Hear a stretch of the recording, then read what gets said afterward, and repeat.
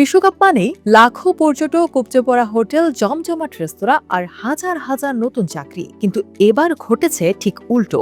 বিশ্বকাপ চললেও যুক্তরাষ্ট্রে হোটেল, বার ও রেস্তোরাঁ খাতে চাকরি কমেছে। কেন হলো এমন অপ্রত্যাশিত ঘটনা? বিশ্বকাপকে ঘিরে যুক্তরাষ্ট্র, কানাডা ও মেক্সিকোতে বড় ধরনের অর্থনৈতিক জোয়ারের আশা ছিল। বিশেষ করে যুক্তরাষ্ট্রের রেস্তোরাঁ ও বারগুলোতে প্রচুর নতুন কর্মী নিয়োগের পূর্বাভাস দিয়েছিল গোল্ডম্যান স্যাক্স। ধারণা করা হয়েছিল জুন মাসে অন্তত 40,000 নতুন কর্মসংস্থান হবে, কিন্তু বাস্তব চিত্রটি পুরো উল্টো। যুক্তরাষ্ট্রের ব্যুরো অব লেবার স্ট্যাটিস্টিক্স বা BLS এর তথ্য বলছে, জুন মাসে অতিথিয়তা খাতে নতুন চাকরি সৃষ্টি হওয়ার বদলে উল্টো 61,000 চাকরি কমেছে। অর্থনীতিবিদ জেমস নাইটলি একে বলছেন এক বড় বিস্ময়। যেখানে বার ও ভেন্যুগুলোতে উপচে পড়া ভিড় দেখা যাচ্ছে, সেখানে কর্মী সংখ্যা কমে যাওয়াটা বেশ রহস্যময়।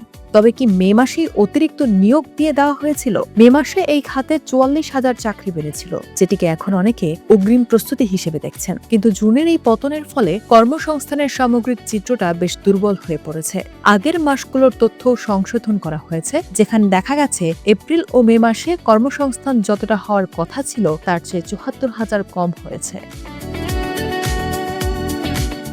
এই পরিস্থিতি কি মন্দার ইঙ্গিত?